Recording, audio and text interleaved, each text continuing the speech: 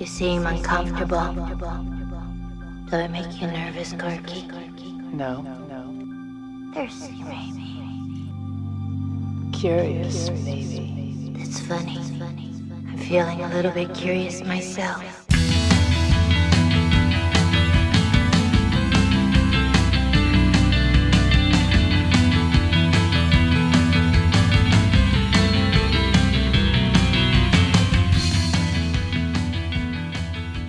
Ghosts are real. This much I know. The first time I saw one, I was 10 years old. It was my mother's. Black cholera had taken her, so Father ordered a closed casket and asked me not to look.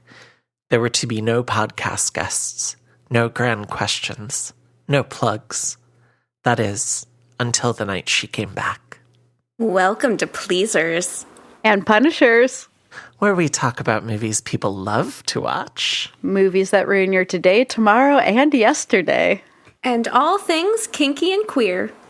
I'm Caitlin of the North. And I'm May, she died a widow, Schultz. And I'm the infamous spirit photographer, Amanda Jane Stern. And today we're discussing, isn't that how the United States was built today, Mr. Cushing? Hard work. And here I thought it was broken treaties, genocide, slavery, and stolen lands. But you know what? Maybe that was just me. We're continuing on with March Madness. The Crimson Peak from 2015, directed by Guillermo Del Toro, written by Del Toro and Matthew Robbins, starring Mia Wasikowska, Jessica Chastain, and Tom Hiddleston. Oh, right. And Charlie Hunnam is there as well. And Surprise. Bern Gorman. I do love love. Bern Gorman I do so love. much. I do too. I cannot wait to cover Watcher so we can talk about how good of an actor that Also, man his is. name. Yes. His name. Oh, yeah. I was going to say, this was just all a setup to burn Charlie Hunnam really bad. Oh my God. And our score is by Fernando Velasquez. Well, before we ask our question, let's bring in our guest, returning friend of the pod and star of the amazing rape revenge horror movie Bystanders. It's writer, actor, and filmmaker Jamie Alvey. Hello. And I'm also a Lucille Sharp apologist. So this is perfect. I love bad women. I will apologize for her too, because I think that he's a little half-baked. Yes. Thomas Sharp is a little, it's you know what? When we get to my question about him, we really need to talk about Thomas Sharp. We need to talk about Thomas. I'm ready for this. Oh Yes. my God. This is everything I've ever wanted in my entire life. But first, tell me, and we'll start with you, Jamie. Have you ever gone by a pseudonym to avoid having your name be associated with femininity and therefore having your work judged unfairly? See, I have a very unique situation here being named Jamie. So most people assume I'm a man. But I'm usually trying to be like, no, I have femininity. I am a woman. I know I'm going to be judged unfairly, period, because of the stuff I write about. So go off like it doesn't really matter. I'm screwed anyway. So I just get emails that are like, sir. And I'm like, not sir. Not sir. No. I still get those sometimes. Oh, God.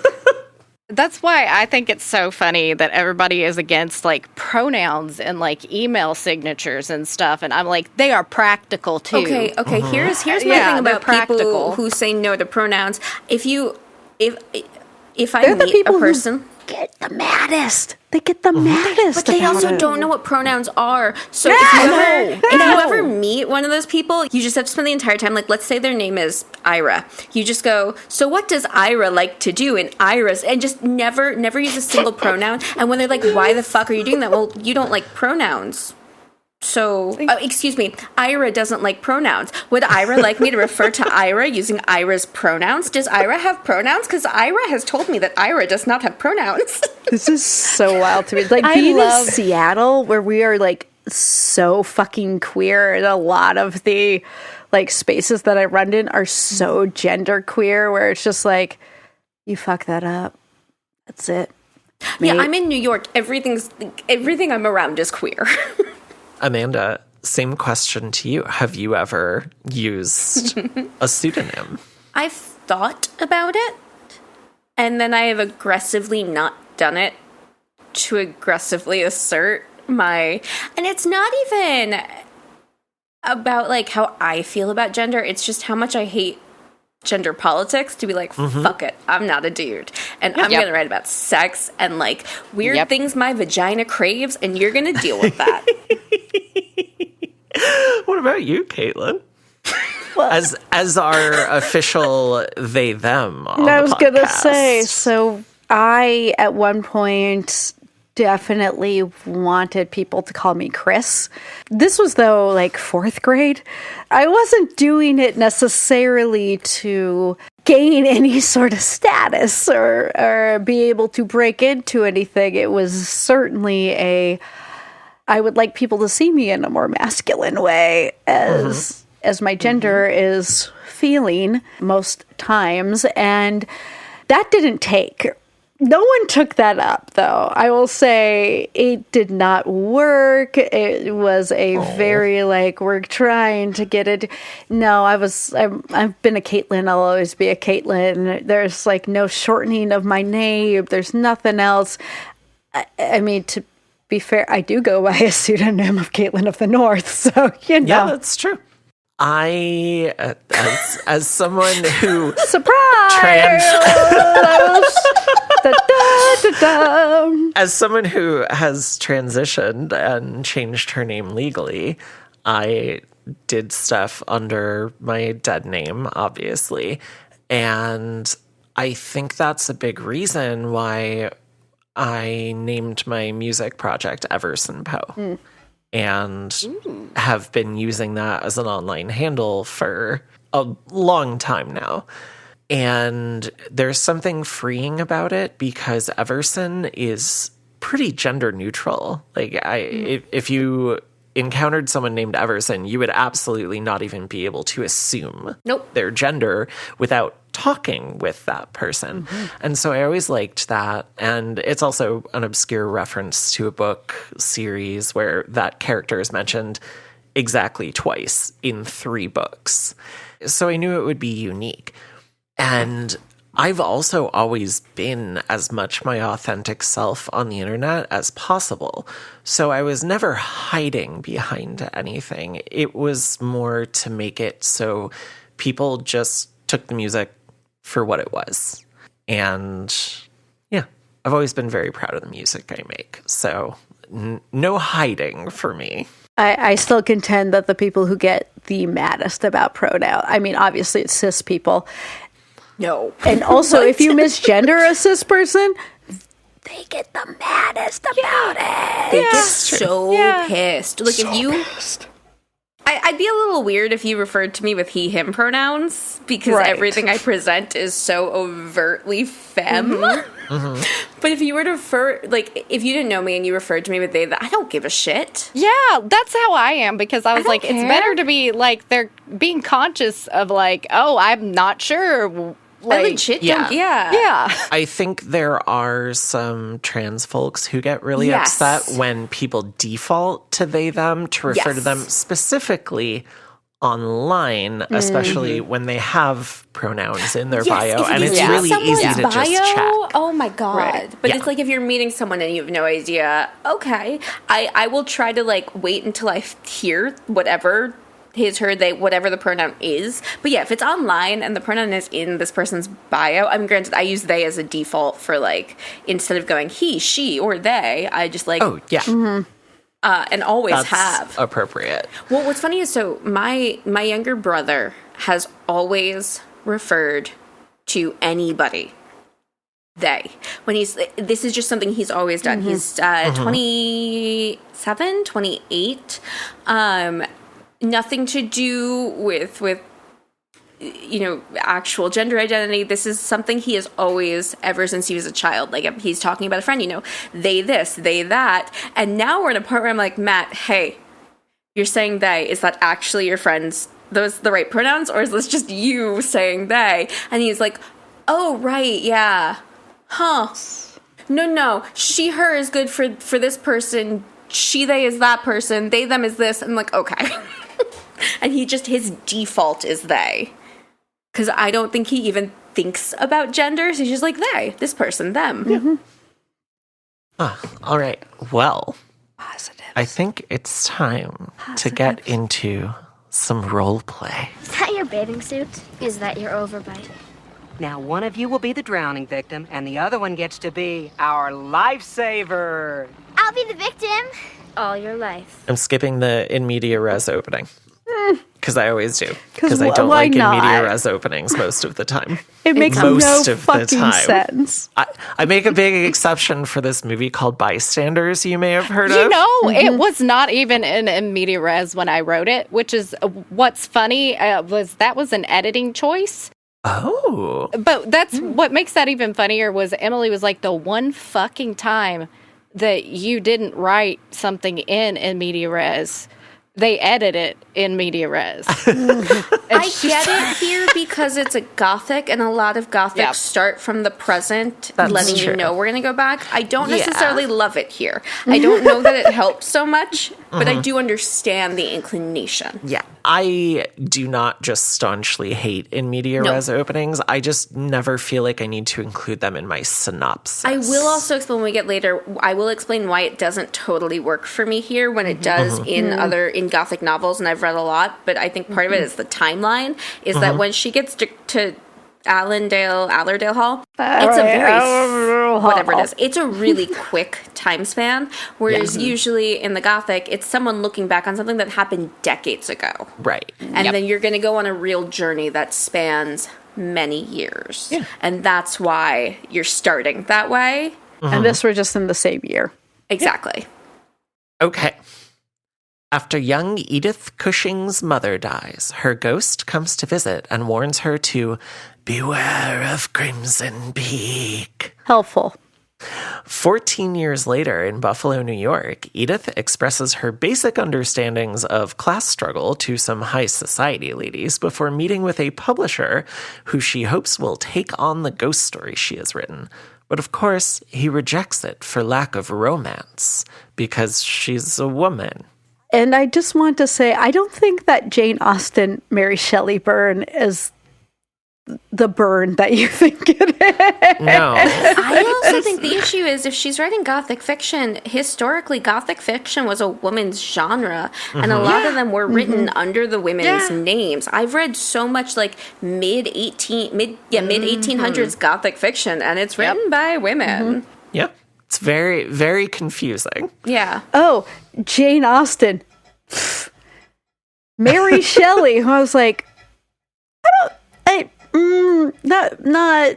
mean, Mary Shelley had like 4 kids. And if you don't want to have kids, Jane Austen seems like a much better way to go. I'm not saying Jane Austen didn't fuck. Exactly. She just died a spinster. She was like, yes. She died a I never spinster. got She I called wonder, out men. I wonder if she was, maybe... A little mousy Maybe had a tousy, roommate. like, a You gal know. pal? Yeah, A gal pal. They were just very close friends. Oh my God, they were roommates. As Edith types her manuscript at her father's newspaper office, Sir Thomas Sharp, Baronet, arrives and flirts with Edith over her writing. He then gives a presentation on clay mining, hoping to raise funds for his harvesting machine. To Edith's father, Carter Cushing, played, of course, by Supernatural's own Jim Beaver. I love you, Bobby. And various other wealthy men are also part of this movie. Mr. Cushing and the handsome Dr. Alan McMichael, played by Charlie Hunnam, leave for a social event where Jessica Chastain's character, Lucille Sharp, who is Thomas's sister, She sure is. Oh, yeah. she gives a piano performance. And by the way, this is actually Jessica Chastain playing after taking 4 months of grueling piano lessons. She is fantastic. yes, ma'am. Edith experiences another haunting just before Thomas arrives to visit her and bring her to the event where they perform a special European waltz, I believe it was. I don't know. None of us know. None of us There's know. a candle. It's beautiful. It's entrancing. It would probably work on me. I don't know. They're getting ready to sing "Light My Candle" from Rent. Would you light my candle? I didn't recognize you without the handcuffs. Welcome back to Rent with Pleasers and Punishers. I mean, really, what is this movie other than I can't pay my fucking rent? This is true. I mean, How are we going to pay? We're not Last gonna year's pay. rent. This year's rent. Any Last rents? year's rent. No one can pay any rents. Don't pay your taxes. No, fuck taxes. Mr. Cushing requests an investigation into the Sharp siblings be carried out by his associate, Mr. Hawley, Bern Gorman. Who I know from Torchwood. Yes, Same. 100%. That's the first time I ever most- saw him. Bisexual TV show. Yep. And Alan, Charlie Hunnam, shows. Sorry, in case you forgot who You did. Alan McMichael As was. you will throughout the entire thing. Alan shows Edith some pretty cool ghost photography, as well as attempts to convince her to avoid the Sharps, who are honestly kind of creepy. And pretty obviously evil. And hot. oh yeah, oh yeah. Yes. That's the problem. Well, part of the problem is that she's not young enough for this movie to fully work for me. She's slightly too smart and not sheltered enough. And a lot of the like original Gothics, the female lead, or if you're reading Gaywick, the male lead, they start at like 17, 18. And maybe that's what she's playing, but that's not what I'm reading. No, I'm pretty sure, because she says at the beginning of the movie that she was 10 years old. She's, so it's she's 14 years later. 24. Yeah. Yeah. I think that's a problem. I think she needs to be 18. Interesting. I think she needs to be a lot more sheltered and immature to be caught up in Thomas Sharp and to hear this like almost 40-year-old British man like, yeah, if you're that young, you're gonna fall for this. But if you're in your mid-20s, you're reading Mary Shelley, you know the Gothics too well. Yeah. I mean, I don't know, because I also am like, is she just one of those people that's book smart and not really street smart? No, because Like, she's does too she have a snarky. social issue? She's too Yeah, snarky. Yeah. I do think she's not living in the same reality as most of us would be, though, approaching this situation going, excuse you. Yes, but I think I don't think she is like she's very close with her dad, who has brought her up to like be discerning. Yes. So it doesn't her falling for him so quickly, especially when she's been like, well, this is what a baronet is. That does not work for me. She should be a little more wide-eyed. Almost, I don't think any of the romance works for me. It's true.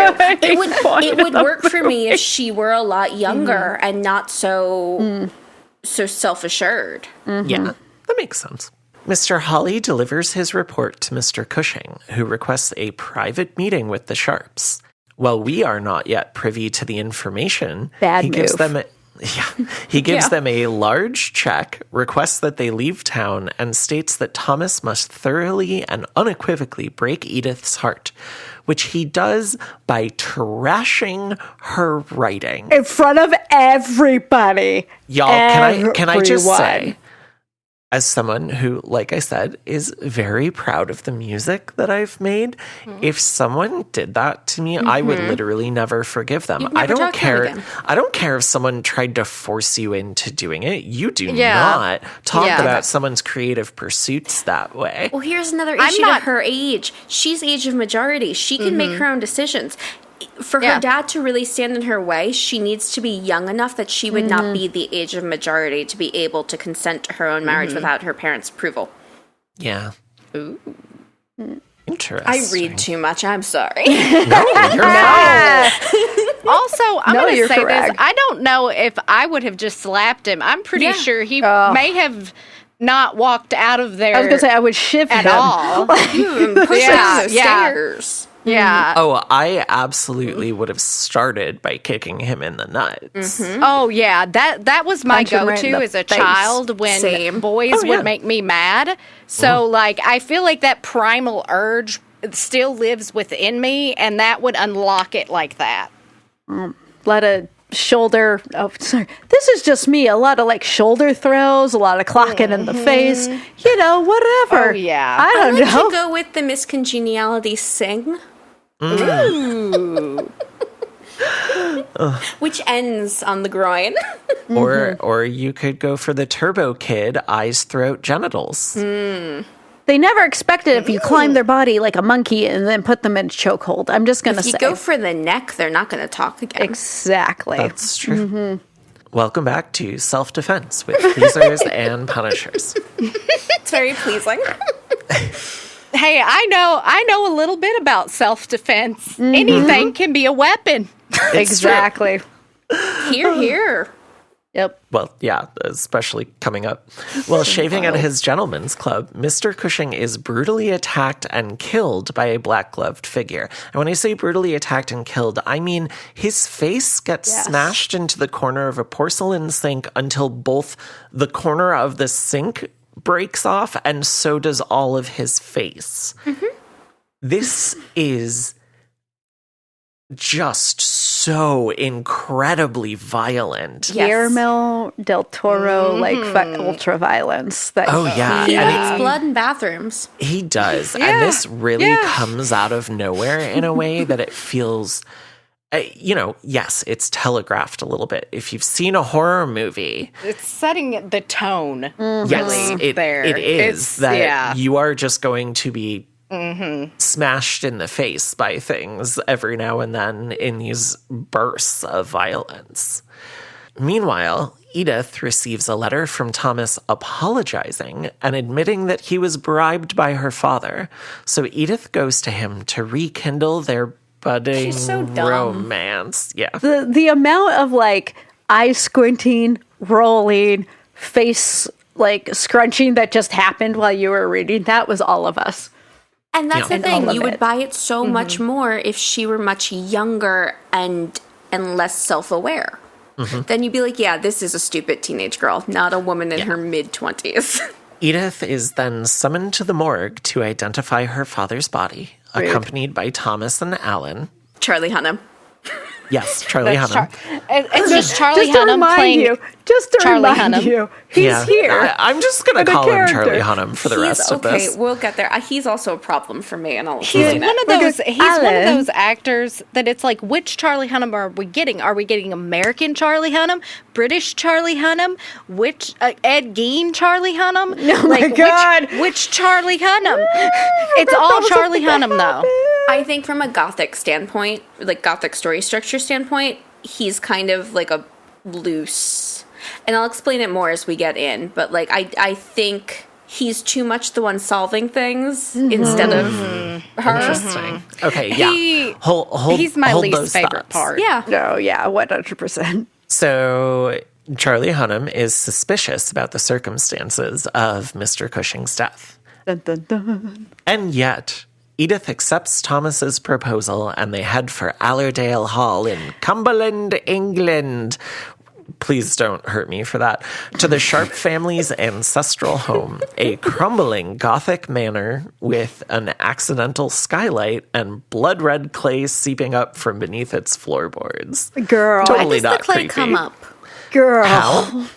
Why? What about gravity makes the clay come up and not down? Because that house is sinking into it. Yeah. I was gonna say that Lucille's like spiteful nature like draws it out of the ground. Yeah, that too. At the house, I feel like you can't call that a house. At the mansion, Edith immediately begins to experience hauntings, like literally right when she walks in, and other strange events, trying her best to ingratiate herself with Lucille and feel at home in this strange and obviously haunted place. Lucille and haunted. Thomas are shown to be attempted dog murderers and co-conspirators in acquiring Edith's money. Is anyone surprised? Is that dog a ghost? No, he gets it. That later dog is on. a survivor. Yeah. That dog is a survivor. is what was Yeah. happening. That dog is a single mom that works two jobs. Yep. 100%. Both of her jobs are ball. Yeah. I don't know. My dog's job or sleep. They also begin serving Edith firethorn berry tea, which it is kind of amazing to me that they're honest with her about what it is, but at this time you can't like Google are firethorn berries toxic. And also, actually, the fruit is not toxic of a firethorn berry, but the seeds, like many of the seeds in our fruits, it says, have cyanide in them. Don't eat apple seeds, everyone. They have cyanide in them. They will make you feel sick. Okay, there are allegedly a bunch of ghosts in Tarrytown. And Julian has, because I am obsessed with ghosts and allegedly haunted places, has printed out and taken me on a tour, like a self-guided tour that he made up of the ghosts of Tarrytown. And there is one who is allegedly the ghost of the girl who ate too many green apples and died because of the seeds. Right here, go the seeds. That is She haunts fantastic. an apple orchard. Yep. First of God. all, that entire story was incredible. Second of all, I Yes. think that might be one of the cutest things I've ever heard of someone doing for Yes. someone they love. And Like- your relationship gives me so much joy. Finds all of them. Whenever we travel, he prints out a binder of what he's compiled of haunted Oh my places. God. to take. This is not Haunted places this and is thrift stores. this is not helping because I've said that Amanda and Julian are probably very close to a real life Claire and Gray.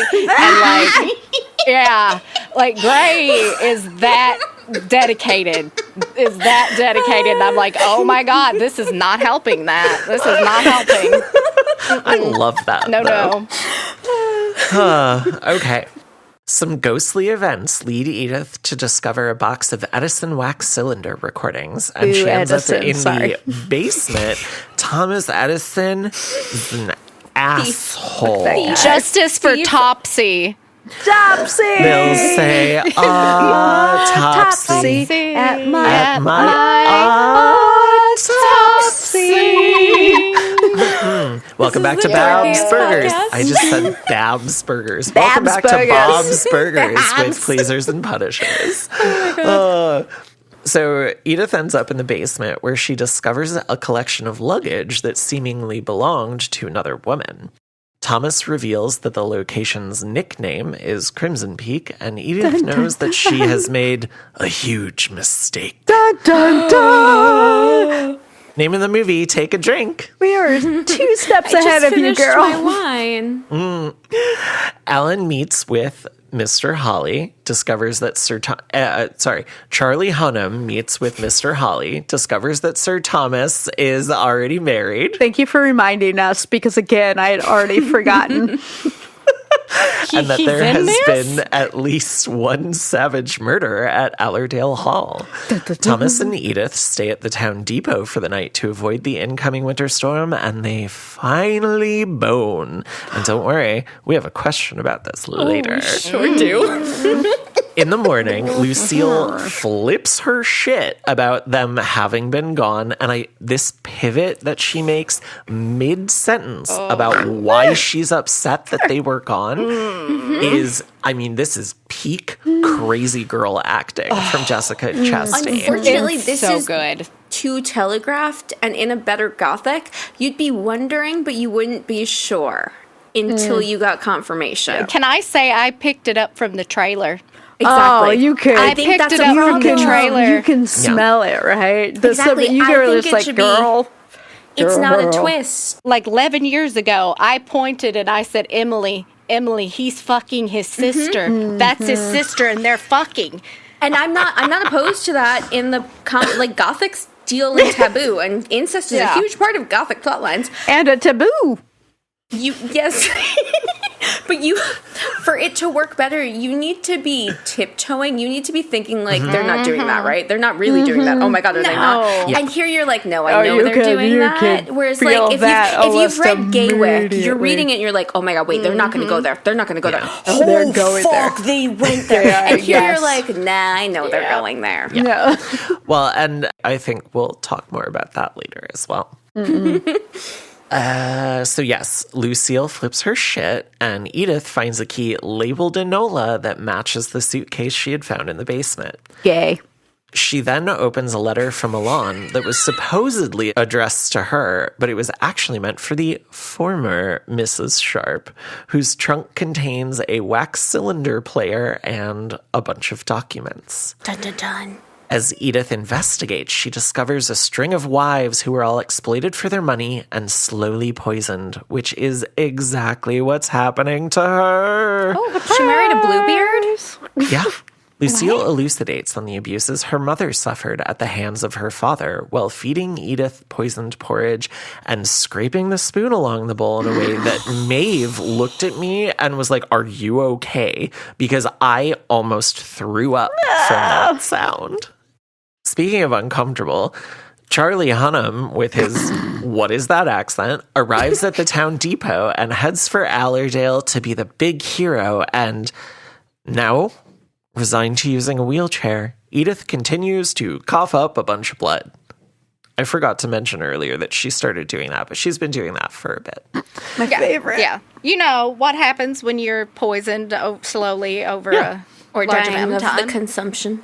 Oh, God. Yeah, Yeah, I the was other go- thing that Just happens. a little bit of The consumption. other my, thing that just a touch of happens in consumption. these kind of narratives.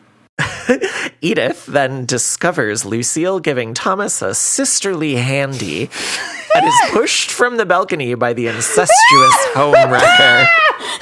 Wait, who's home wrecking right now? Who's home wrecking? I just have to say, who is the actual home wrecker right now? See, that's where I'm at because I think from Lucille's point of view, it's Edith that is home wrecking. Yes. She's the home Many wrecker. questions about Thomas. Yep. So many problems with Thomas. Oh, so many problems with Thomas. When Edith awakes, Charlie Hunnam is tending to her injuries. Hey, when I commit to a bit, I commit to the bit. And he confronts everyone with the details brought to him by Mr. Holly, which are corroborated by Edith. May, have you ever been told that you should read erotica?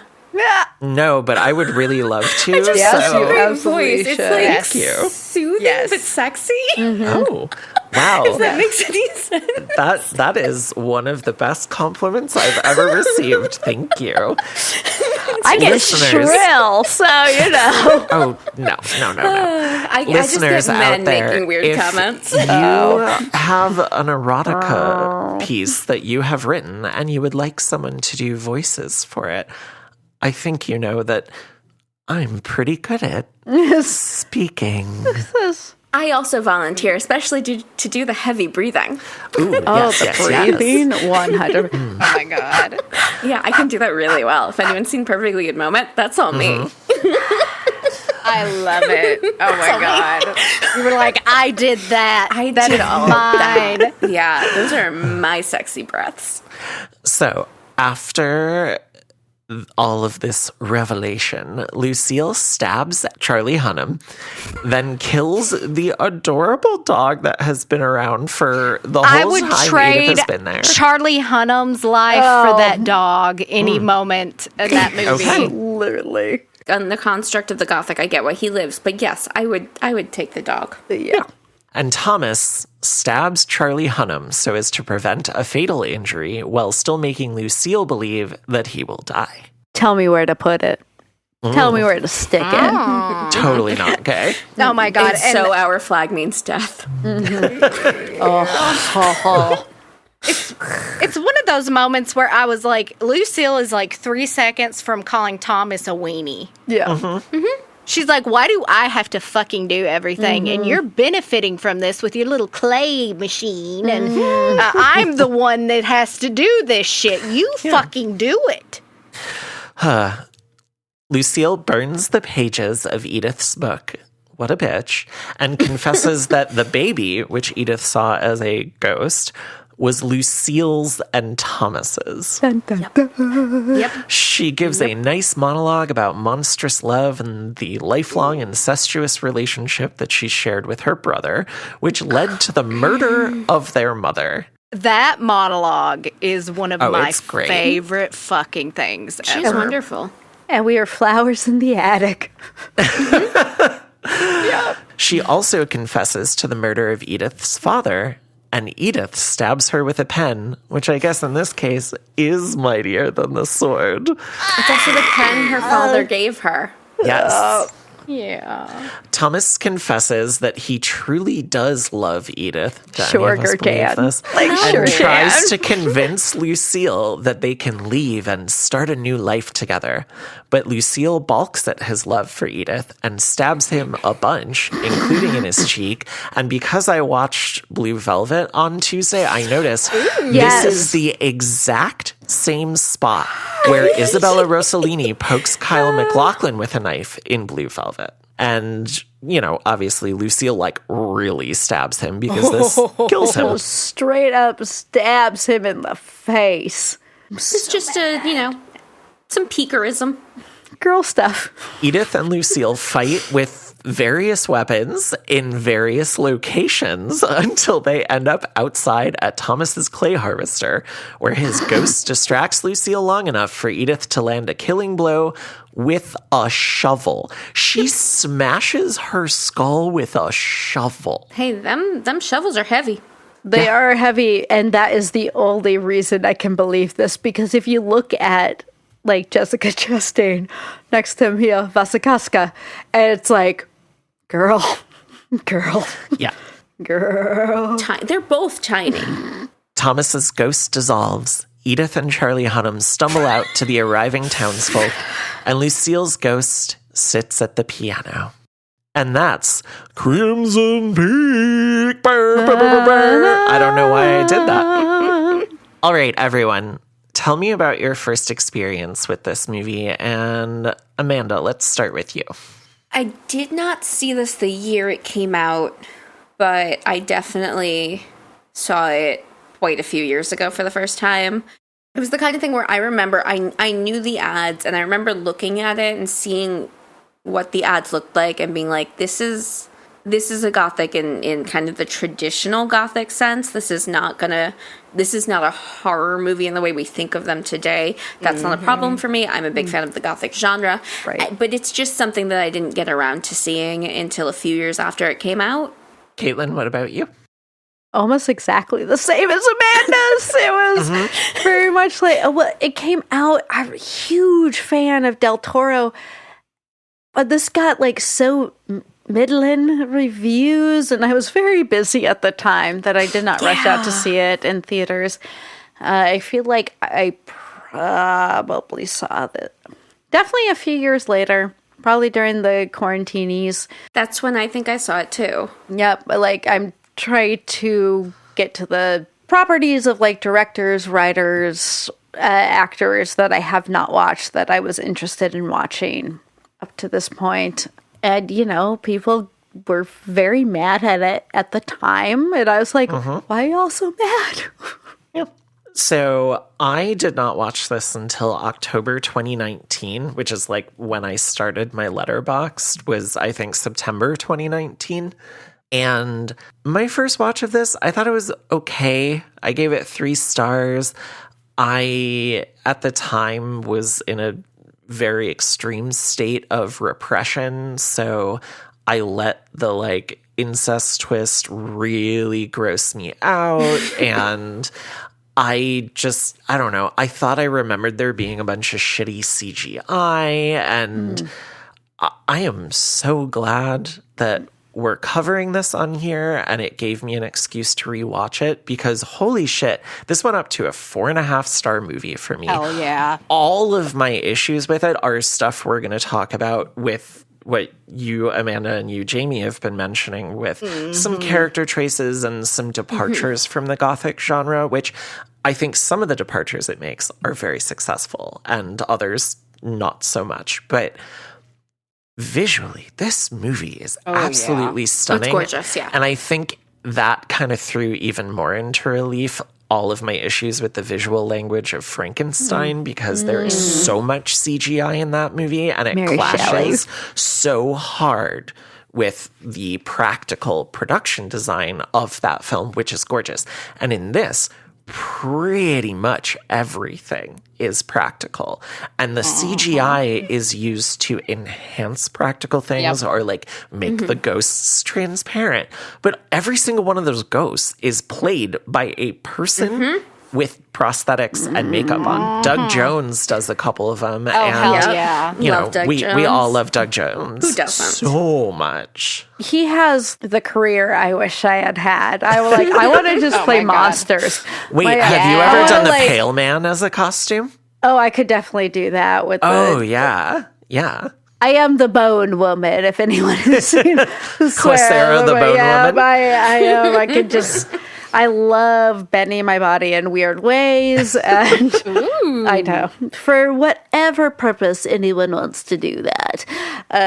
But Doug Jones, always, I'm like, fuck, the monsters, the physicality, just the emotion that can come through when you are not even saying anything. This is the career I've always wanted to have. I'm like, fuck, god damn it. The ghosts in this movie are amazing, and I really, really loved it, rewatching it. So, Yeah. again, very, very glad we're covering it. What about you, Jamie? I watched it the month it came out in Nice. theater. And you know, we'll talk more about how some people reacted to it later because yeah. We're about to get there. yeah. But what did you think of it on first watch?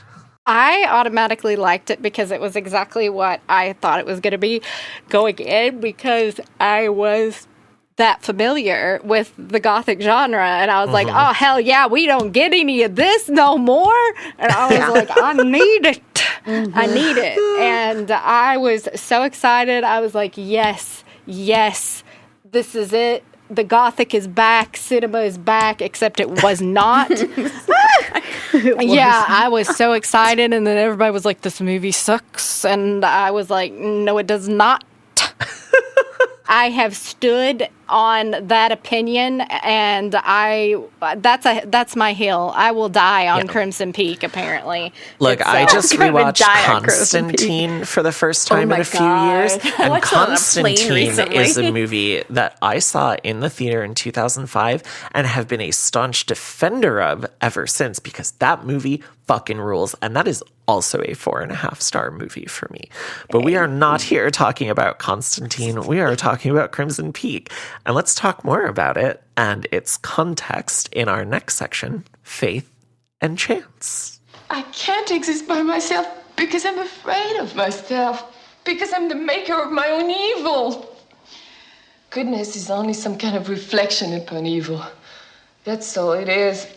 So, what was happening in movies at that time? This movie came out in 2015. You know what was not happening in movies at that time? Gothics. It's true. No. Gothics were not the genre. I was even trying to look up what were other Gothics of.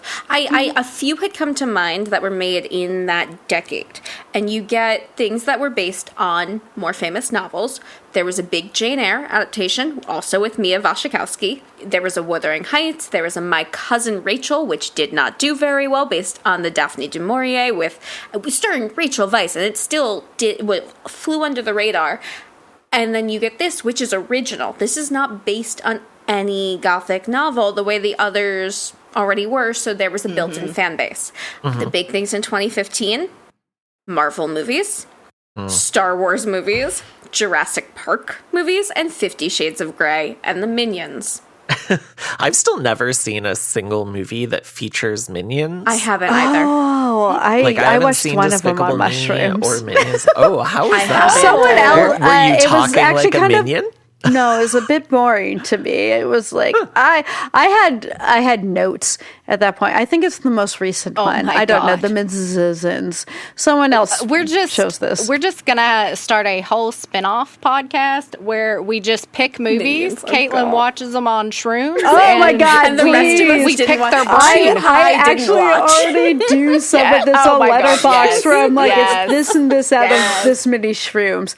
This many shrooms out. Let yeah. me tell you what's a good one to watch on shrooms.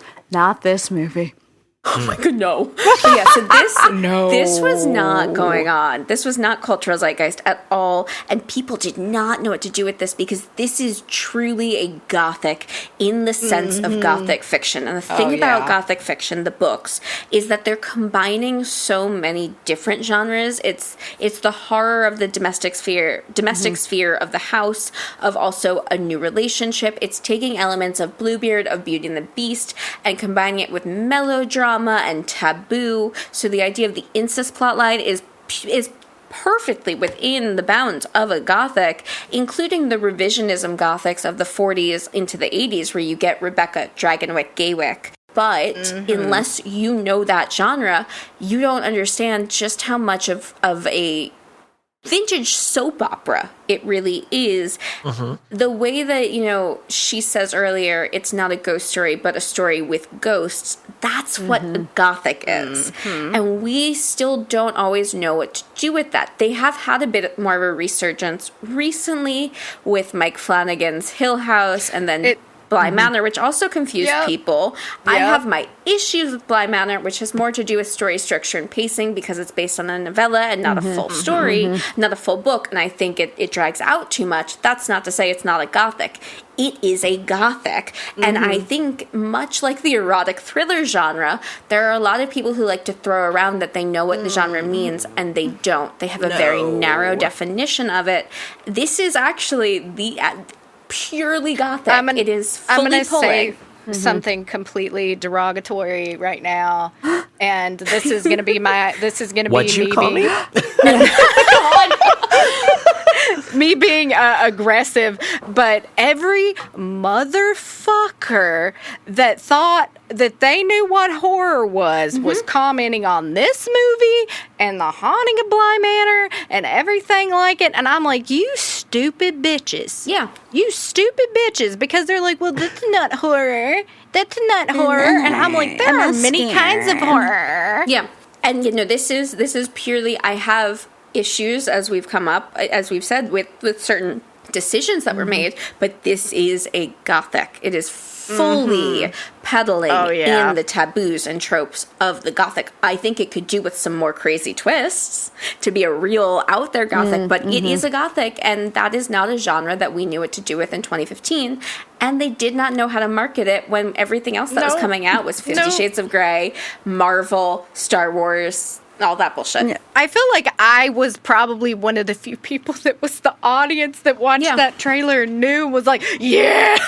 If you truly knew the genre, you looked at that trailer and you go, oh, it's a Gothic. Okay. Like, it's a Gothic romance, suspense, horror, ghosty thing. And it was, a year after It Follows and a year before The Witch came out. And so we didn't also have this idea of, like, I mean, we did. The people horror. who knew were like, oh, horror has always had these themes, tropes, and all of this. I mean, this is so clearly pulling from Rebecca, from The Innocents, which is one of Del Toro's favorites. Here's the thing. These Bava. Bava. These mainstream... Whip in the body. Yes. These mainstream watching fuckers just think that it's always a man in a hockey mask with a machete, and they don't care to know about anything else. There is no intellectual curiosity, and I think it fucking symbolizes the rise of anti-intellectualism. And anybody can be like, no, you're wrong, but I'm like, look something up. You don't have to like it, but maybe try to understand it.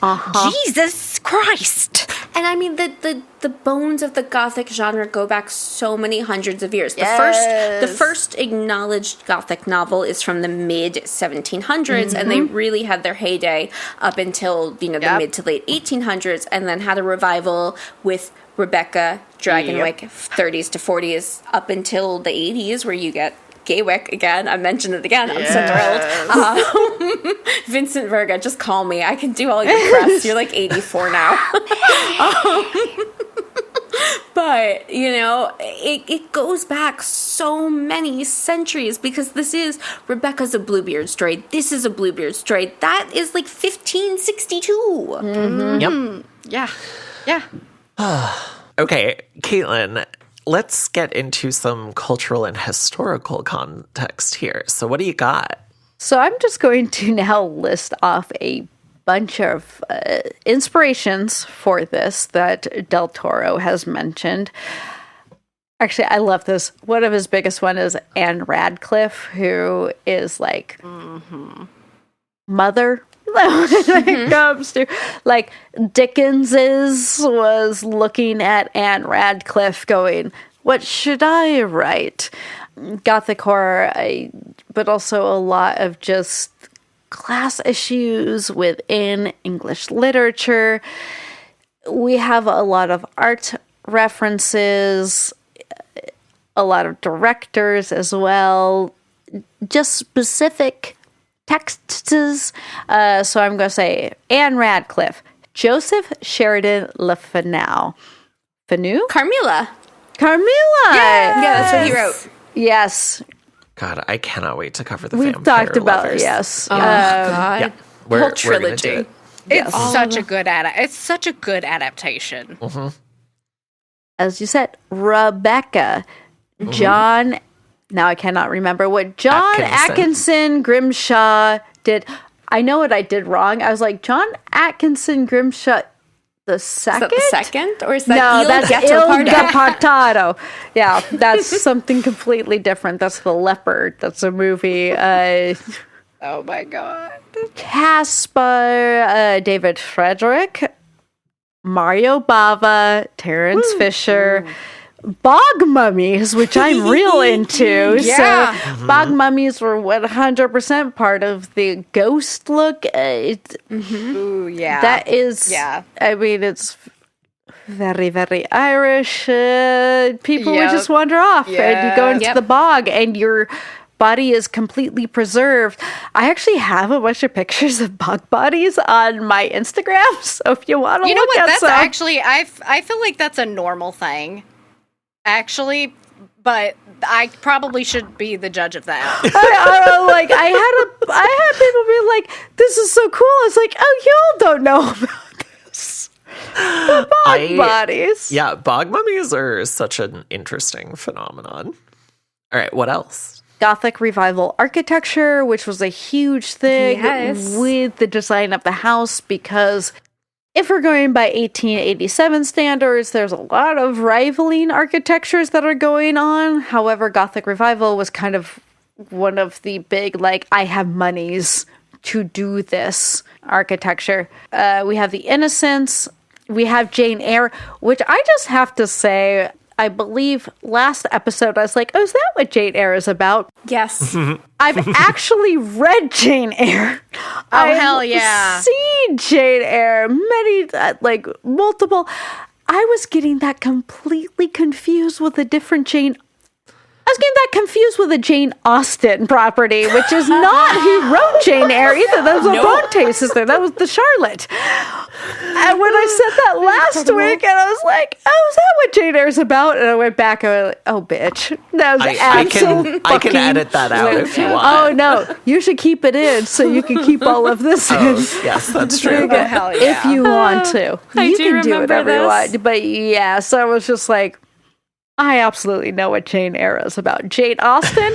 No. I've seen Clueless. She died a spinster. She died a spinster. Good for her. Good for her.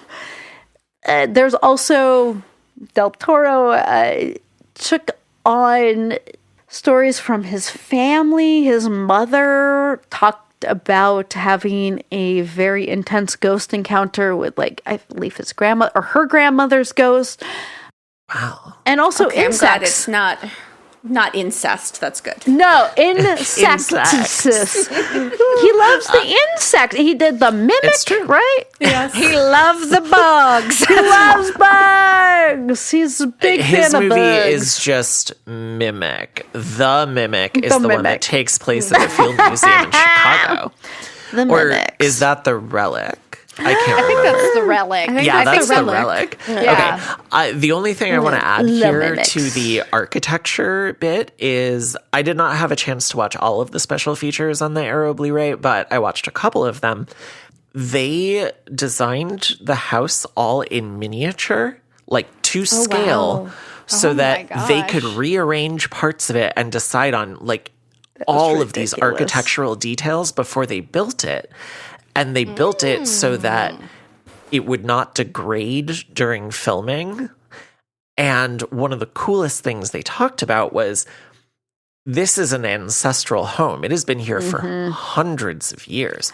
So basically, it started as a medieval building, and parts of it either fell into disrepair or things were just added onto, and that's why you have Gothic revival archicecture mixed with there's medieval a lot of stuff. things. Oh my god, yeah, Gothic revival. When you read a bunch of the kind of more revision, the Gothic kind of revival books, Gothic revival, got the books where they are reviving the genre. There's a lot of talking about how the houses themselves are monstrous because they are a combination of Gothic architecture with so much else, with like whimsy and Victorian buttresses and just whatever the person whose house it is, what they wanted. Did someone just laugh at the word buttress? Yeah, that was me. Yes. Thanks, Europeans. Hey, look, buttress sounds like a delicious, rich, flavorful dessert in the shape of a butt. It doesn't really just sound does. like a portmanteau of button mattress to you? Our butt now and it does. mistress. Butt mistress. Butt mistress. No, my it didn't buttress. count. I only fucked her in the butt. Just Okay. saying. Tell us about Percy Shelley. I was gonna say he was Never heard of him. I know. Not I at don't all. know her. Obviously, all I was gonna say is he was a baronet, and this is all I could think of. Why Del Toro made Thomas Sharp a because baronet? baronets are pretty low on the peerage. Yep. They're very. It's just the step above a knight. Like the highest is a duke, and then I always forget the others. But yeah, a baronet is quite down there. We don't have peerage in the U.S. Here it's about money and where your wealth comes from. And what's interesting in the more recent Gothic books we get is how they actually acknowledge that to accumulate that amount of wealth in this country, you have to do truly evil things. Hey, we might have a question about that later. Maybe, yeah. But also, I think that this movie kind of calls back to a phenomenon where it was like the dollar princesses, where you had the American women that were wealth that were married into royalty because that were poor. Yes. Because when you have a title, you have a title. It doesn't mean you can squander your wealth. It does not. yeah. And like the reason they can't get rid of the house is because the house is entailed. It is part of the baronet title. Right. Yep.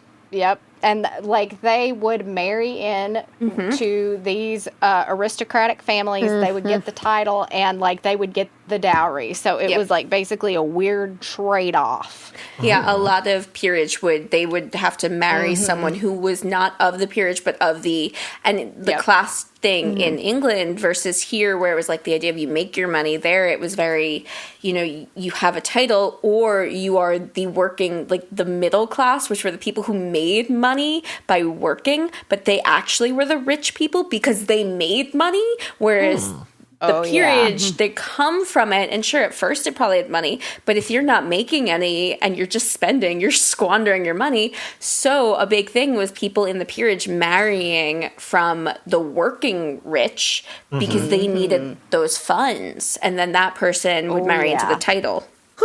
And then you had people who were like, murder most foul. Let me murder my supposed spouse or mistress or whomsoever, because you could get away with it so easily at this point. That's the most fun thing about back in the day. You would have women that were serial murderers, serial poisoners. Who could know? Belle Gunness. We can't do that now. Yeah, no. I'm upset. I'm upset about it. You can. It just depends on where you are. They're going to figure out where I bought the poison from. They're going to know, I have to be, It depends on how you do it and where you are and what your digital trail is. This may have come up in our group chat today, and I may have made a mental note to never cross Amanda. That's fair. That's fair because Amanda's gonna think it through, like step by step. I produce true crime. I know where you can I'm gonna tell you, and not. Investigation Discovery's Deadly Women was my thing. And so inaccurate. That show is so inaccurate. They're so factually inaccurate. I've gone through so many of their episodes and actually read the files in regards to a bunch of them, and it's so wrong. Like, one of my favorite ones is where there were the women that had the insurance scam and would help women poison, like, their abusive husbands, but they just wanted a cut of the insurance. My sister has been a reenactor in multiple episodes of Deadly Women because she's in Australia. Australia. Incredible. Yes. I was like, wait a minute. I feel like... It depends on the city and state and town you commit the murder in and how you commit it and what your trail is. Well, how was it committed back then, Caitlin? Oh, very, very liberally and easily. They actually had... It's kind of wild that it took so long for the UK to be like, yo... We should stop just letting people buy this easily with no problem. People could just buy arsenic powder. Yeah, you could just buy arsenic. It was like a household thing. Antimony. People kept it in their homes, This is... we gotta kill the rats and our husbands. Mm-hmm. Yeah. Arsenic was known as inheritance powder. There was this... Oh, yeah. Now you just pretend that they were a dumb cleaner and mix two of the wrong things and then make sure you go away so that you don't inhale it. I'm not, I'm not recommending anything. I'm just saying. Hypothetical. 1862, people are so freaked out about poisonings that the Notting Hill mystery, this was a huge plot point. People love poisoning each other. I believe, at least in A Song of Ice and Fire, there might be other things, they talk about poison as a woman's weapon. And I always find that so fucking fascinating because it's as it goes on, not true. Because people are poisoning each other all over. Yes, this is sneaky. It's cleaner. This is not how you kill a person. No, this is absolutely how you kill a person. So, I would just like to say from the National Library of Medicine, as I do not like to trust our government at this point, however, I feel like they have not touched the poisoning page. Which was kind of wild to me. That feels like it was intentional. Whoever was supposed to scrape everything was like, I'm leaving this because of if they end no-fault divorce, we're going to need this. It's you know what? Everything could happen, right? So... You in no-fault divorce, baby. We're back in business. We are back in business. Let's just let married women vote. Anyway, there were, as a historian has said, 83 poisoning trials for murder or attempted murder held at London's main criminal court, which is the Old Bailey. We're now talking 1733 through 1878. There were only 20 poisoning trials. Again, we're talking trials, so fuck the police. But we're talking trials. Only 20 occurred before 1983. And then it just ballooned like crazy because there were no forensics, really. I know what the issues are with modern forensics. I want to let everyone know. However, at the time, this was kind of the start of forensics. There was this poisoning panic because people had access so much to these just regular poisons. Again, arsenic, strychnine, antimony. That was part of this Emmerich tartar. And oh my God. Yeah. Yeah, and strychnine poisoning is wild. Yes, it is. Wild. That's actually a plot point in a screenplay I wrote where there's just, there's some, because I was researching poisons and I was like, that one is fucking brutal. Like that, you want somebody to suffer. Right? You want somebody to suffer. People used to think that carrot tops had strychnine poisoning. They don't. Well, obviously not. They don't. Thanks, everyone. There are still forums online asking that if you eat carrot tops, will you get strychnine poisoning? Oh my God. Yeah. Dragonwick uses oleander, the flower. Arsenic and Old Lace. Great movie. Hell yeah. That fucking movie, yes. After 1839, though, we have about 540 cases of poisoning that, again, this is all brought to trial. Who knows? There were probably so many that weren't. Oh, yeah. And so many where they had no reason to believe it was, or just were like, whatever. Yeah.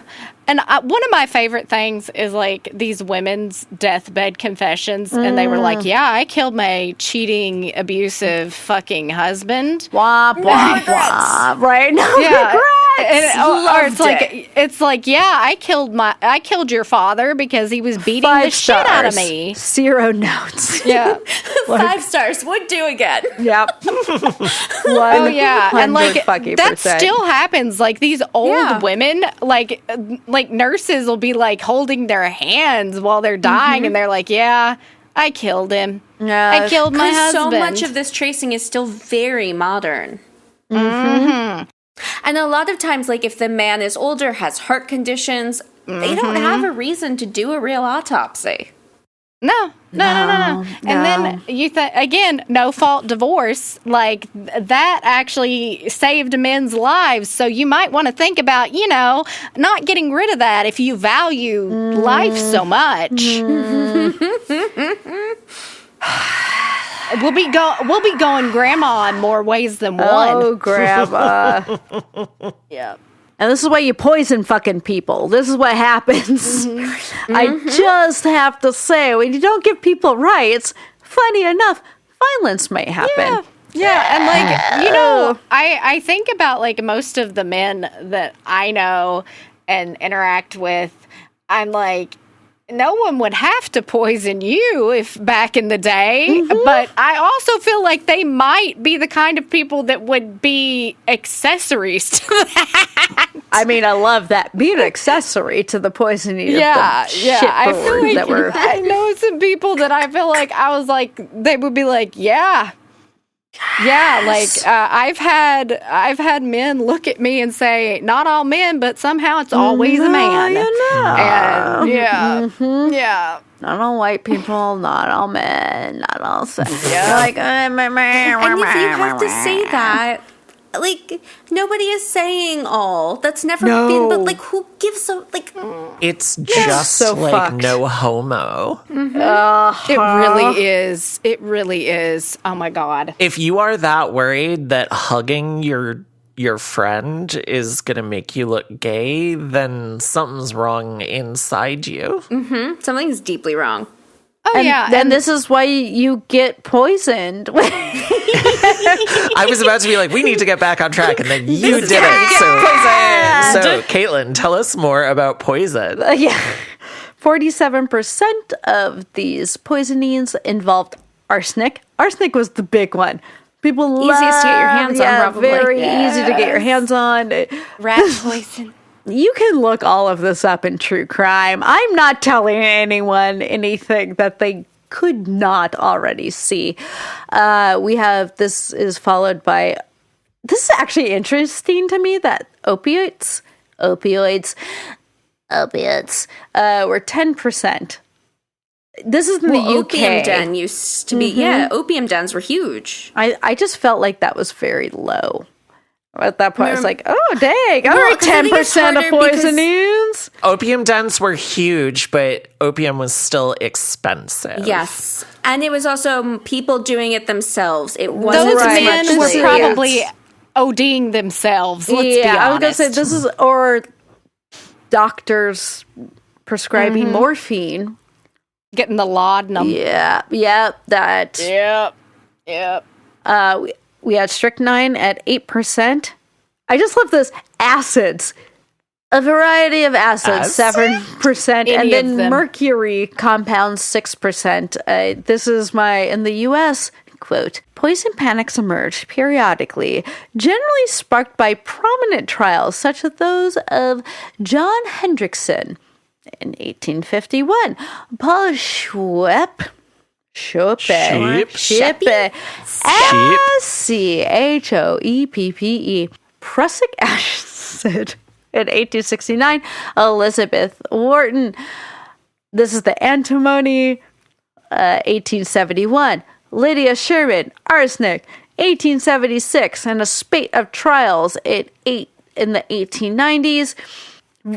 I feel like a lot of these were wife killers. Yeah. We have Carlisle Harris, Robert Buchanan. They're both from New York. Okay, here's the real question. Is it that more men were murdering their wives with poison, or that the women were getting away with it? This is a really good question, because I'm going to say it's the latter. I think it's the feel latter, like it is too. the latter. Yeah. And you go, girls. Right. Oh, yeah. Not go, mad girls. about this. There is so much violence and things that we, specifically at this time and age, cannot even... Yeah. We can think about it, like, putting yourself in those situations. Your next number is 10 out of 101 husbands versus 10 out of 26 wives. So Yep. I think it was the wives were just getting away with it. Yep. 100%. Yeah. I feel like they were actually using the oppression to their advantage there, because it's like, oh, let me bat my eyes and cry a little bit. And they'll be like, oh, she has such a delicate disposition. There is no way she cannot live without that man. And that's how they were. And like, they couldn't believe that women had the gumption to do that. Yep. But like, a lot of women were pushed to the edge. And then there were ones that were just poisoning their whole families for fun. Yeah, no, some were just doing it for funsies. Belle Gunness, who would literally put out classifieds, I guess, at that point, in the newspapers. Triflers need not apply. Looking for that next husband, and she was poisoning the shit out of them. Yeah. Good for her. That was her job. That was her job. Very She was lucrative. homemaker, murderer, poisoner. What is your job? Poison. Very lucrative. George Chapman was also poisoning his mistresses at this time in England. How very Marquis de Sade of him. And by this time, I mean in like the 1880s to early 1900s. Everything was a lot easier to get away with. People were poisoning the shit out of each other. Some of it was panic. Not all of it, though. All right.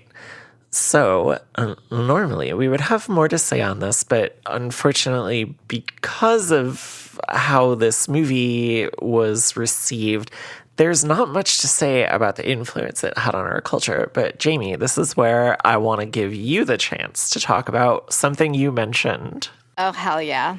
This is one of those situations where you start realizing that people will not research anything. They do not like to get context. They do not like to know anything outside of their own bubble. And media literacy is like, yes, you can read, but can you comprehend everything that you are taking in? And a lot of people were just so disgusted by this movie, and they did get weird about the incest. They got weird about the ghosts. They got weird about it not having jump scares. Even though we already had Game of Thrones out. Yeah, and they were picking it apart for what it should have been, like what it was. And it just never made sense to me that they would like list textbook element of the Gothic and be like, this is a problem. And I'm like, no, this is exactly what this needs to be. And it just kind of like started the slow erosion of my faith when it comes to media literacy. And like it has went down every year since then. And I'm like learn something, learn anything. Oh my God. I think that ties in with how different the attitudes people have towards script writing are as well. Yes. I don't have Netflix. I haven't really had it for a while, so I don't watch a bunch of Netflix original shows. I don't But either. apparently there's a trend on there where a character will just like reiterate what is happening on a regular basis because they do not trust their audience. Because they think everyone is, They call it wallpaper TV, and the idea is that you're not paying attention. Right. And so You're you need second to At this Reiterate. level, You just need bring to back the get Greek this. chorus and have somebody. right. Let me just, chorus. I will just summarize all of everything that's been happening in the last act. Let me tell you. Thank you for bringing that, Jamie. I'm glad we all got to vent about that a little bit because, it's something that has really dumbed down visual media or movies and shows. The rise of anti-intellectualism is killing me because they'll be like, this is a plot hole. And I'm like, no, this is something you should be able to infer. Like, what the hell? Oh, my God. And also, people being obsessed with plot holes and not being willing to suspend disbelief for things drives me fucking crazy. It's a movie. It doesn't have to exist in our normal reality. Yep. And even if it is set in what seems like our normal reality, it's still a fucking movie. Just try to enjoy it. Anyway. Also, maybe understand that genre isn't as binary as you Clear-cut, think yeah. it is. Yeah, absolutely. Well, Absolutely let's not. be honest. Those people that are that narrow-minded try to think that everything is of a binary. Yeah, that's true. Yeah. Never heard of Funny that. enough. Tell us what people thought of this movie, Caitlin. So we have critics on the Rotten Tomatoes, like 70%. Maters. All right. Yep. It's 72% of them would recommend this movie. We have IMDb at 6.5 out of 10 and Letterboxd at 3.4 out of 5, or almost the exact same with 6.8 out of 10. I don't know if that has to do with the marketing, people's expectations of what this movie was. Who knows? But speaking of marketing, let's make that money. And now we'll dig into the meat, the goo, the viscera, the red clay in a section we call Enough is a Myth. I've done enough. Enough is a myth. So as Caitlin mentioned in their intro, there's talk in the film about class, workmanship, and how America was supposedly built. But it's all coming from a wealthy white dude who acknowledges their position, but not the fact that the country was built on slave labor. So within the context of this narrative, what do you feel like this is doing? Does this feel like an intentional choice, or is it just kind of overlooking things? I'll say I don't think it was an intentional choice at all. I honestly feel like this was a very facile look at, hey, in America, you build things and you make things. And You pull yourself up by your bootstraps, sonny. Bootstraps. We're the U.S., we made our money, the Brits got it. But Right, exactly. Yep. Oh my God. It feels like one of those things where it is like almost too on the nose, because that sounds like every other like old white man today. And we still have that rhetoric. So I think about the joke that was going around when Frankenstein came out, and he was like, you have to watch it from a Mexican perspective. And like, now that you've said that, I'm like, oh, let me look at this Mexicanly, because so many people online were like, we have to watch it Mexicanly. And I was like, no, you're right. You're right, though. But like in that sense, like that might be intentional in that sense, because if that is kind of that idea that like, oh yeah, that they try to sell. There's also still this idea, because I think the stolen land of colonization within Latin American countries, that there is still a lot of racism, particularly that we do not recognize here also in the United States, I feel like, where it's like, Guillermo Del Toro is white. Mexicans can be many races. Yes. There is, because you're Mexican doesn't mean that you will not benefit from racism and colonization in these ways. And colorism, absolutely, colorism, 100%. Absolutely. So within the context of where are we going? What are we trying to say with this? Yeah. Because it feels very much more like British versus like United Statesian. You have our good guys, quote unquote, who are very, very blonde. They're white. And you have our bad guys who are darker. Everyone is a brunette. And like, what the fuck does this mean? Not their skin. Their skin is very, very pale. Yes, I'm a brunette. I will say this is also kind of hearkening back to some of the older Gothics where the romantic lead gets portrayed as being usually pretty pale, but with very dark hair, like more contrasting features. And that's what's so attractive to the younger romantic lead who falls for them before learning that they're evil. And then the guy that they end up with secondly is blonde or kind of reddish haired and more lighter featured. So I do think to some extent it's playing with that. I absolutely think that is a big part of this as well. Yeah. However, that is part of like the greater issue within the genres where it's like, it's reinforcing various societal structures that are not necessarily good.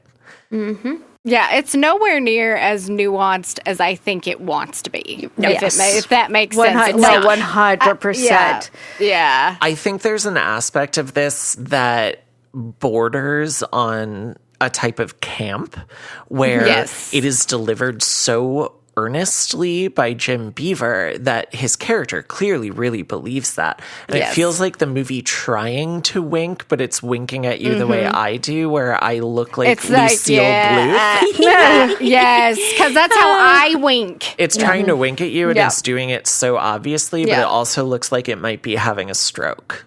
Yeah, it's very U.S. versus British, and it's like they're different systems. That doesn't make one less evil than the other. Yeah. It's like I'm not sure if it is successful, but I was like, it does, like it's trying to say something. If it's effective is a whole other story.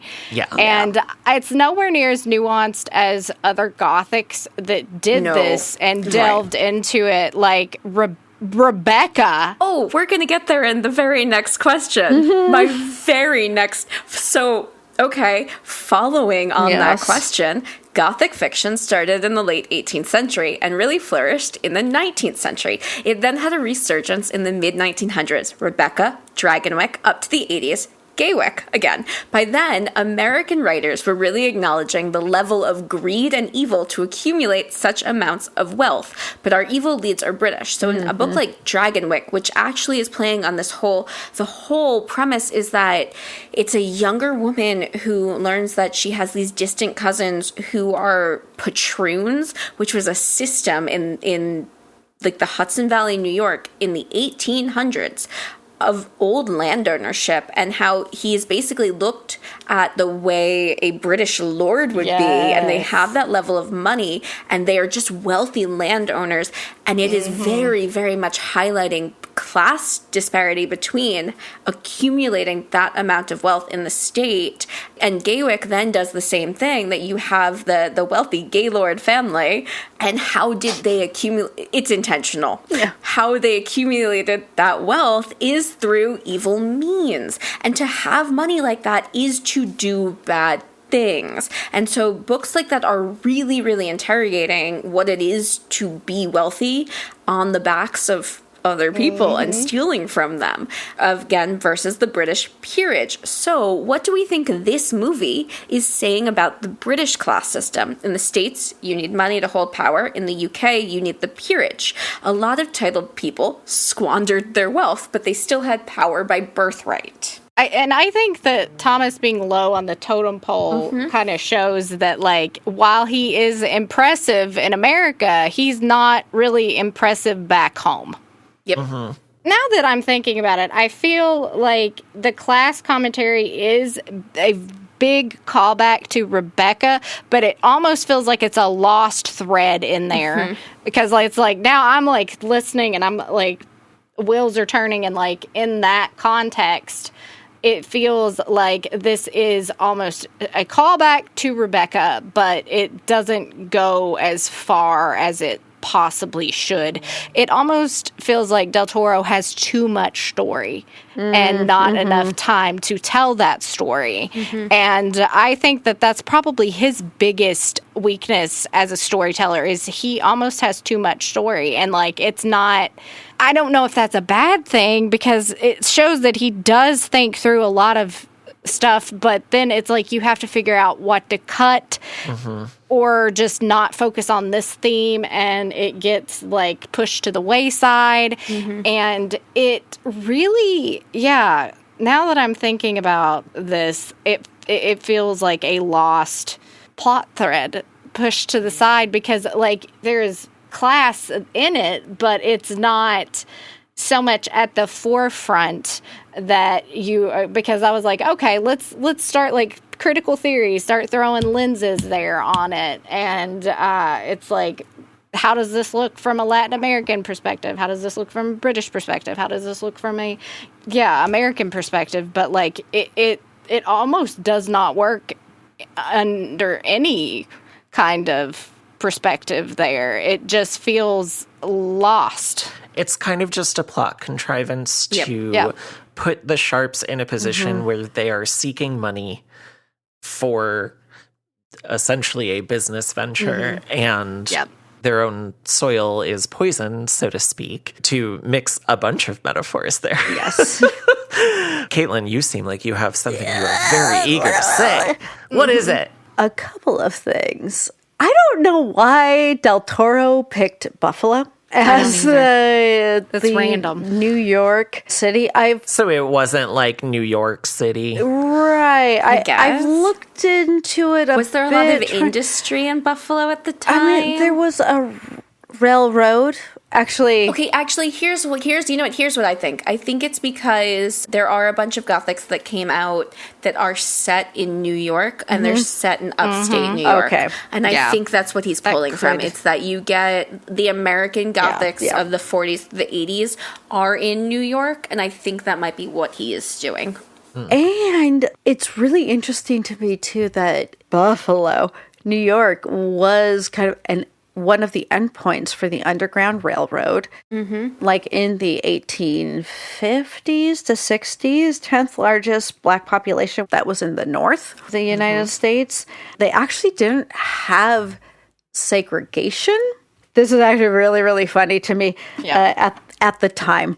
I will say, just because it said that there was a historian, Herbert J. Gutman, that said, for black people, like, none lived in the most unhealthy section. That was the heavily Irish first ward by the canal.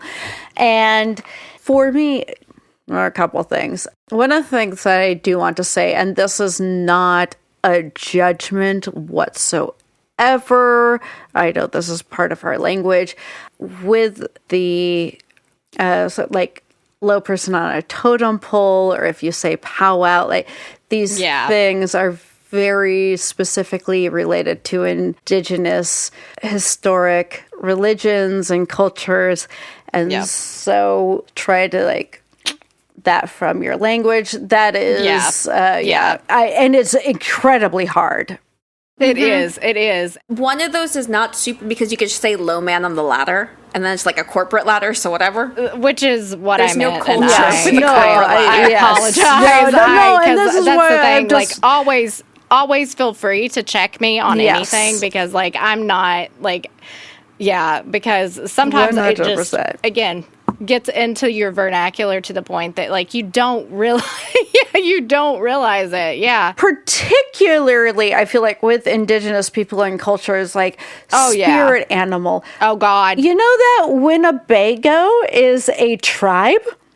Winnebago is a tribe. Yes. You know, there's these things that have been so ingrained in our nomenclature and our vernacular. That is all. Like, it not... But that's also to say there's so much that this could have done if you're actually talking about... Because a lot of the traditional Gothics, the younger person is coming from a place of less privilege. They're less wealthy. They're not from the peerage. So they're much more wide-eyed and being open to a world that they have no idea about.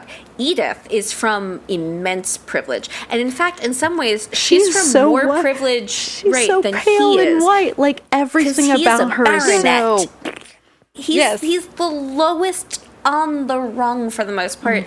So Yep. she's coming from a place of so much privilege, and it doesn't really play with that. Whereas I think, Jamie, what you're getting at with Rebecca, like the second Mrs. De Winter, she's a lady's companion. Oh, Mrs. De Winter. She's not coming from money. You know, Miranda in Dragonwyck is a Quaker. Robert in Gaywick is just a young man who doesn't... You want to know what actually does this correctly and interestingly enough, and it is Mexican Gothic by Sylvia Moreno Garcia. Oh my God! Yes, and because yes. Noemi is privileged. Right over there. It's one of my like favorite books I've read in like the last 5 years, and I'm a Sylvia Moreno Garcia devotee, and she is fabulous, and I love her, and like. Sylvia Moreno Garcia did it better because Noemi is pretty privileged in Mexico City. We don't address Edith's privilege as something, and that's a big issue. I think that is 100% one of my biggest issues with this movie. Because Noemi has wealth, but then when we get to High Place, there is that, oh my gosh, like it unpacks like colonialism. Highly recommend. Highly recommend. I guess I need to read this book. It is so good. Yes, it is so yes, good. yes, and yes. On the topic of Edith, Edith and Thomas do not have sex until the last 49 minutes of this movie. Up to this point, she has been a virgin, and Thomas has been carrying on an illicit sexual relationship with his sister Lucille. Lucille has made it clear earlier on that she does not want Thomas and Edith having sex. So what is the role of sexual intimacy in the story? Is this taking the I can fix him trope to the extreme that to fix him, you need to fuck him into goodness? Oh my God. Oh my God. Yeah. You know, now that I think about that, yeah, probably, but like you can't. You cannot fuck a man into goodness. Is this an issue with the Thomas character that we don't know? We don't know like how he really feels about this relationship with his sister because it seems so much like her side. Why does he fall in love with Edith? What about her is make like it also and then like when he finally asserts some kind of like dominance with Lucille, it's like I can have my cake and eat it too situation. Right, because he wants all of them to run away together and start over. Yeah. Right? So many people try to make him a victim, and I've seen, and I know it's because of Tom Hiddleston, it's the same people that, you know, they try to like water down Loki and act like he's just a sweet little baby boy. Loki tried to commit genocide. Yeah. He dated Taylor Swift. Let us never forget. Tom Hiddleston dated Taylor Swift for a brief 3-month period. Never forget. Yes, never forget. You were complicit in this. Yeah, and like I think about this like this aspect quite a bit because I'm like I almost don't feel any sympathy for Thomas, and honestly, I don't know if Tom Hiddleston does because of the way it's played. He benefits, but he's also passive. Lucille has to do all the dirty work, and he knows she'll do it because she is so devoted to him. Because bitches make things happen. That's why. Is the movie too sympathetic to him? Yeah, I think a little bit, and I think the fact that we see his spirit at the end, and it's not one of the women that they've murdered, right, and that's what like helps Edith defeat Lucille, and he's coming in as this literal white ghost as opposed to any of the scary red ones or the black ghost of Edith's mother, who I'm assuming her ghost is black because she died of black cholera. So it's like related to the way in which your body is disposed of by the earth or whatever. But I think the movie does try to make us more sympathetic toward Thomas than Tom Hiddleston is actually playing it. Yeah. Like you said, Jamie, he wants to have his cake and eat it too. And here's the thing. Being a survivor of abuse is gonna fuck you up. And I think that Lucille does take advantage of that to a certain extent because she is a few years older than him. And clearly this incestuous relationship was her idea. However, I always say mental health is not your fault, but it is your responsibility. Yes. And he is an adult. I was like, they're like 2-3 years apart. It's 2 years. Yeah. They're like 2 years apart. 2 years apart. That's right, more, but like when you're a kid and they make it seem like the story when they were know. pretty young, because when they kill their mom, they're 12 and 14, respectively. So this had been going on for several years before that. And, you know, your older sibling comes on to you in that way because you're all each other has. That, I mean, that's really fucked up. I don't want to think about that. That's actually pretty common in Gothics, yes. I actually researched some of this before because of the Gothic, because I was like, I want to know how prevalent brother-sister incest is in homes where there is significant abuse. And that does take place because, because it's the only person you have to protect you, and so it's the only person you turn to for some kind of love. I will say I've seen other Gothics handled this exact same kind of relationship in a much better way, where it is acknowledging that one was clearly the aggressor, and it is born out of other abuse, and how the other one goes through their life, and how that is, you know, like a mental scar. But also how they become and grow and change as a character, whereas Thomas is like straddling this line of they didn't know what to do with him. So it's not just that he's a murky, not knowing where he stands and how he feels about certain things. It is a have it your cake and eat it too. Like no, but we still want him to be the romantic lead. And we don't really want to give him the real grappling with so dashing. Things. Yes. Yeah. And that's an issue. And then we're positing that it's her vagina that makes him, you know, feel different. Whereas, and I promise this is the last time I will bring this book up, but Gaywick has a very similar plot thing going on. And it's kind of done as a twist because you don't know, but you do. And you're like, wait, are they doing this? And then they do.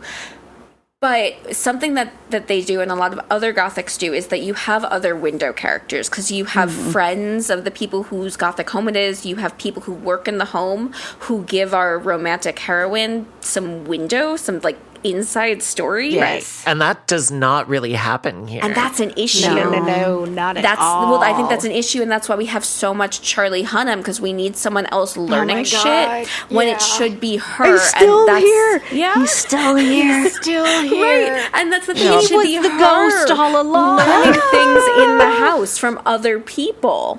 Right. Yeah. And she doesn't. He tries to do that through the effects of the previous wives, but I don't know how effective that is because like it would be nice if like they had at this point an annoying fucking neighbor. Yeah. Right, a neighbor, a housekeeper. You want an Agnes Moorehead in this situation. You want someone just coming in. I'm going to bring up Mexican Gothic because we have Frances for Noemi. Well, that's the thing. All of the other Gothics, they have those window characters. There's always people who are giving you information and some of them, if you have a narrator who is not the young romantic heroine, it's someone else who is there, who is learning things. And here, she's not really learning things because she's so isolated to the point where, and even in Rebecca, she's isolated, but there are characters who are giving her bad information, but you get what's-his-face played by George Sanders. You have Mrs. Danvers. I personally think that Lucille is the most well-delineated character and the most interesting one. She is the best character. And I think that, honest to God, I think if Guillermo Del Toro has a favorite out of all of his children in this sense, it's Lucille. But I feel like maybe this movie might have worked even better had it been framed through Lucille. Through a Lucille. Lucille! I don't care about Lucille anymore. Yes. Lucille. Well, speaking of the characters in this, let's move into our next section because it's time to play a game. Hello. You don't know me, but I know you. I want to play a game. Now, I actually came up with our game for this episode. We are going to play my very own rendition of Fuck, Marry, Kill, which is Fuck, Marry, Kill, Ghost. And by ghost, I mean abandon, never speak to again. You don't even want to waste your time killing them because they're not worth it. And I have a feeling I know what everyone's answer is going to be for that. And I'm just going to go first to get mine out of the way. So, fuck Lucille, marry Edith, because I genuinely like her as a character, even though she does make some stupid decisions and she's a little bit of an idiot.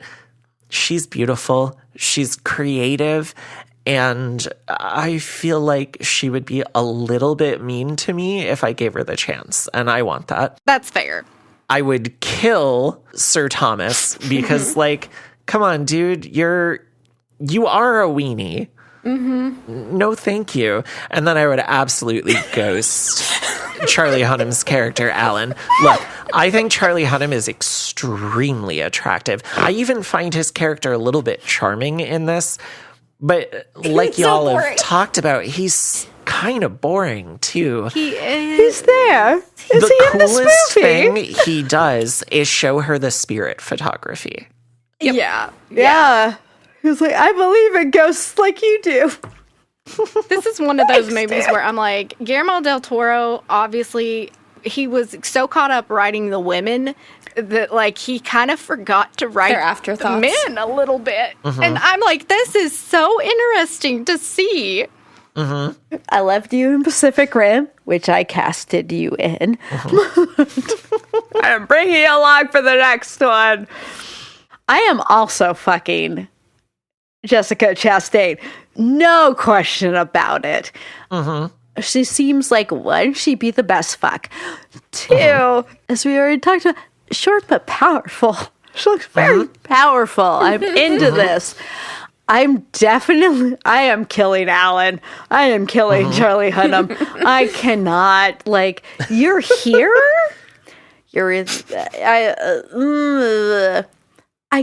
I think I'm marrying Thomas. He seems like someone I could get to do things for me. Yeah, that's fair. It's true. But it's true. So his weeniness is the appeal. I feel like you would do nice things for me. You're not killing people without instruction. That's true. Again, you're a little bit of a weenie. So, I think I could get what I want out of you. So that means you're ghosting Edith. I'm absolutely ghosting Edith. Edith was either going to be a killer or a ghost, I have to say. I don't vibe with her very much. I feel like she's very wispy, through everything. I'm like, you are literally white. Like everything, like the blonde, the skin tone, the waifish. Yes, it's all very, very waifish, and in contrast with like a Jessica Chastain. I'm like, yeah, girl, you're getting ghosted. Pretty good rankings. What about you, Amanda? Okay, so I have to do mine in a specific order so that it all makes sense. So I'm going to start with who I kill. And it's not because this isn't one of the people I'd like to fuck, but I think it'll be more beneficial for me to kill Sir Thomas Sharp. You're probably now, hear right. me out. I kill him and marry Lucille. Because now she has no reason to kill me for her brother because he's out of the way. And I think we're going to do great. We're gonna move through the world. Maybe she kills a few people, whatever. It's 1901. We're going to get away with it. It's fine. She can boss me around the bedroom. We're great. God, I love that everyone on this episode is a completely chaotic bisexual. It's amazing. It's So I married her. Are we dumb or are we more subby? Like, this is where we're going out with this. Like, I'll really marry Thomas because I'm going to dominate that motherfucker. That's what we're talking. We're just admitting kinks here. And now I'm stuck with Edith and Alan. And I'm stuck with Edith and Alan. That's how I felt, too. So I've decided, because I think this might be a little more passable of an experience, I'll fuck Alan. He's maybe done it before. I don't know that it's going to be the most, mind-blowing, but, it will be fine. I don't think Lucille is, going to be okay with even mediocre sex. I don't know. Exactly. I think she's going to be great. And if I'm married to her, I get to fuck her. So exactly. Her brother's dead, so there's no conflict. Yes. And then I ghost Edith because, I don't know, girl. Yeah, you got to ghost Edith. I feel the same way you do, Caitlin. Whatever. All right. So what about you, Jamie? Okay, I am going to go with I'm going to marry Lucille because I want to give her a good life. I want to give her a good life. And here's the thing. I was like, you know what? Demisexuality here. I'm like, I think that we would get along. We like a lot of the same things. She likes art.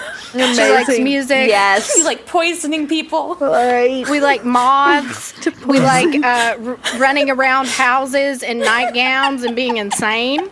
So, you mean Lana Del Rey.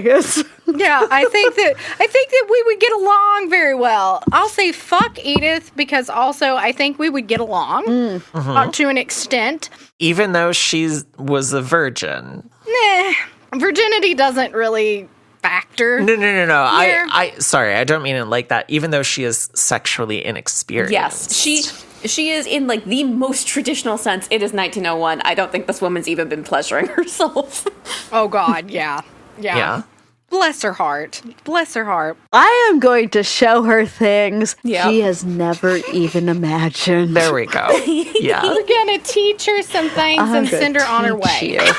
Okay, and so that means Basically. you're ghosting Alan? Well, she hasn't killed anyone yet. Oh, yeah. Right, you haven't killed anyone She only yet. fucked and married. Yep. I am killing Thomas for his jellyfish spine. Because I wanted him to genuine. Because here's the thing. I think that's fair. What gets me is if he had actually stood up to Lucille and said, "I'm fucking leaving you," instead of, "Oh, let's We all can all run be away together." And I'm like, yeah. Okay. So I'm killing him, and I don't want to think of Alan. I don't want to think of him. I don't want to think of his accent. I gave him a pity fuck. I'm killing him, fair. so That's fair. That's fair. I think you kind of feel bad for him because we're like, no, I don't want you. So that I will say, pity fuck works because oh my God, here I was like, who am I? I was really thinking about it over here eating those pretzels.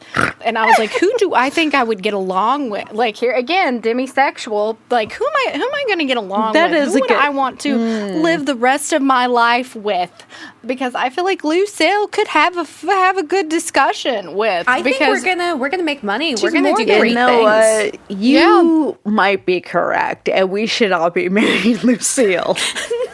She She is industrious. She knows what she wants. She knows how to get it. She is going for it. She's driven. Yeah. She's tenacious. Yeah. I mean, She knows what to do with her hands. Exactly. And here's the thing. I think that she's going to be understanding of any mental quirks that I have. And That's I'm going to very understand. true. I'm going to understand her PTSD. She's going to understand mine. We're going to live a good life together. And, we'll see the world. We'll kill men together. Thomas just has to be out of the way. Yes, I feel it. You have brought me over to your reference, Jamie. This absolutely checks out. No notes. Yep. Yep, because I was like, I really, gotta think about it. Because I'm like, Yeah, she's going to provide you the best life. yeah. And like, true. she's Yes, she absolutely is. fabulous. Yes, she is. We're the same height. We can swap clothes. That's like the perfect relationship. Period. Someone told me this at one point. They're like, well, if I marry them, we get to have sex all the time, right? Exactly. So- That's how I interpret it. Oh, that's how I always interpret it. And the fuck True. is for the person that once. you would want to fuck once and Yeah, it's then a not one-off. really hang out with again. So yeah, you know what? I feel like I have to change, and I am in perfect alignment with you at this point, Jamie. Jamie, we've brought everyone to the Lucille marriage team. And you know what? I had a feeling I knew what your 4 answers were going to be, Jamie, and that's why I wanted you to go last. Yeah, because everybody just know. They look at me, and they know exactly what they're getting. I'm either, depending on what kind of person you are, I'm either so predictable or unpredictable. There's no in between. And I feel like you all have been around me enough now that you're like, I know exactly what's coming out of her mouth. But people that are listening to this are probably going to be like, this woman needs help. Like, No, we should all marry Lucille. yeah. So who gets Lucille and who gets Lucille 2? Categorization: pleaser, punisher, kinky, queer. I mean, this is obviously a somewhat kinky and queer if we're considering incest, those things, which I think for some people... I am. Yeah. Okay, so it's definitely kinky. It's a little bit queer. Not as queer as I would like it. I mean, it would be great if Lucille and Edith ended up together. I'd be happier with that. Or if they had some sort of sexual undertones, that would be Yeah. good. That Yeah. would actually They help a kind lot. of do in a few of those scenes. enough. Like Jessica Chastain gets right up on her, and I'm like, Yeah. damn, It's not Jessica. enough. But it's not enough. But I think overall, this is very much a pleaser. I think if you are into Gothic tales, if you are into visual splendor, and if you are into Guillermo Del Toro, I think that with all of the statements we've made about issues in this movie, I still think this is one of his best movies that I've seen. And again, have not seen Shape of Water yet, so my opinion might change on that. But I really love this, and I'm really glad I gave it another chance. So I guess I also just gave you my final thoughts. Yeah, I think this is a pleaser. It's not punishing to watch. Is it my favorite Del Toro? No. Is it my favorite Gothic? No, but it moves. It's a very easy watch. It's very pretty, and I still enjoyed it. So it's a pleaser. There's nothing about this that I watched and I'm like, God, I feel so shitty for watching that, Yes. I love that as a punisher. I feel so shitty for watching this. I was like, yes. I feel so bad. So bad. Jamie. It's a pleaser for me. I have a lot of nostalgia related to it. Does it not go as far into the class stuff as I want it to? Because watching it back in the day and then watching it now, I want it to have more nuanced class stuff, but also, it still scratches like that itch for like an old-fashioned Gothic horror movie. And like, even with all of its faults, it is wildly entertaining. It's gorgeous. Guillermo Del Toro knows what he's doing. And I think that for a lot of people, it would be a good segue into Gothic cinema. And it's accessible. It's accessible. Is it weird to call it fun? No, it's very it's weird fun. to call it fun. It's a fun, scary movie. Yeah, it's a good movie, and it just really, I don't know, it just really scratched an itch for me back then, like, because I wanted more Gothic everything, and it was not happening. And like, even when Del Toro misses, he knows what he's doing. He's dedicated to what he loves. He is creating these opportunities for there to be more of this kind of film. And I could listen to him talk about the Gothic all the time. All the time. All the time. He knows his stuff. He knows his stuff, but even though it's kind of misguided in some places, and who's to say that that's not some weird studio notes, and that stuff fucking happens. Like, oh, especially to him. That's what happened on Blade 2. And Mimic got fucked too. Oh yeah. So like, it wouldn't shock me, like, if something had happened too, but like, I feel like something happened here. Yeah, something happened here. Like, yeah, that's me when I watch a movie, because I'm like, there's something happened here. There's another version of this, perhaps. I feel like there is a darker, way darker version of this out there. Oh yeah. Because of, Jamie, what you have been saying, that Del Toro really was living in this dark fairy tale world. And I don't know if some, like, Pacific Rim broke him a little bit, or what happened there. He said, let's do a fun one, and then it broke him completely. Yeah. And also, like, with the CGI versus practice, there's like a lot of things going into this that I am so fascinated by, that because I did not have any physical release, could not look into as much. I feel like this is kind of in the middle there. I wouldn't necessarily like categorize it as a pleaser or a punisher. For me, like, actually probably my favorite Del Toro movie is Hellboy 2. Oh my god, I fucking love Hellboy 2. It is Kronos. so good. I love Kronos. I love The Devil's Backbone, and like, nobody ever talks about The Devil's Backbone. Like, I love The Devil's Backbone. Yes. Because Crimson Peak is a step back, like, in social commentary to compare to his other stuff. It's not as sharp. Pun intended. It's not as sharp. And like, when you think about like because when he does it big and to great effect.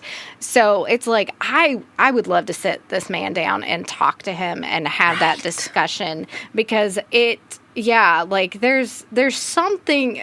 I'm going to have to go back and watch this again now, because like, like, this has like, thank you all, because this has like evolved my relationship to this movie. And like, I love like thinking more deeply and critically about stuff. That's like my happy place, which is probably a strange happy place to have. No, I fucking love that. Look, we are all film podcasters. I mean, there's a reason that we do this. So. And like, I am always like, even like my relationships to my own work like evolves, and like it's weird and like very gratifying in that way.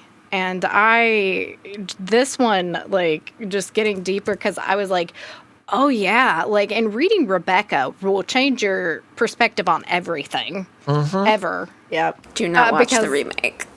No, I don't want to watch the remake. Don't do that. I would not do that if you paid me. It's so bad. But also, I'm just gonna say, like, if you're getting into the Gothic for the like first time, watch Crimson Peak. And if you are like me and you're like, I want a more Mexican-centric take, read Mexican Gothic. it really scratches that itch. Noemi's father is actually wealthy in Mexico City, and it does the wealthy, privileged girl stuck in a place where there's that ancestral old money, like silver mines and stuff, but it really does like the race and class intersections beautifully. It unpacks eugenics. Yep. Wow. And this is, it is, God. It is a pretty studied, like, piece of fiction, I will say. Like, Mexican Gothic really brings it there, so. It is like 10 out of 10. It's to the point that, like, if anybody's asking for book recommendations, I'm like, please read Mexican Gothic and please talk to me about Mexican Gothic because I need more people to talk to me about Mexican Gothic. I'm just glad someone else on this podcast tonight went off on a book about how much they love it incessantly because I did this already. So. Well, I think it's time to check in with field correspondent Julie James and wrap up with what awaits us next time. Don't you see? He's got us now. Okay, this is exactly what he wants. We can't go to the police, not now. He's made sure of that. He's just out there and he's watching us and waiting.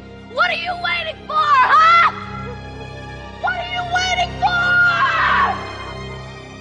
That brings us to the end of our episode. Thanks so much for joining us on this journey, fellow travelers. If you like what you hear, please leave us a rating and review wherever you can, because it helps more people find the show, and it makes us feel all tingly inside, like a knife in our faces. Just kidding. That doesn't sound beauty, fun. she's grace, she'll stab you in the face. Yes! You can find us on Instagram at Pleasers and Punishers and on Blue Sky at Pleasers Punishers. You can also email us at pleaserspunisherspodcast@gmail.com. You can find me on Blue Sky and Letterboxd at Everson Poe. You can hear me podcasting on Tender Subject and Slayer Fest 98.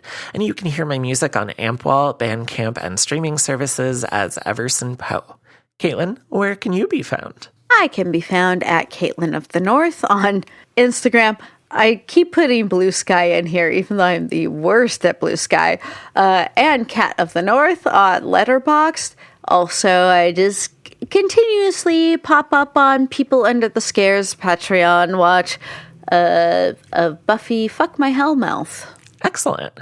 Amanda, where can people get in touch with you? Yeah, you can find me on Blue Sky and Instagram at Amanda Jane Stern. You can find me on Letterboxd at Witchy Wanderer.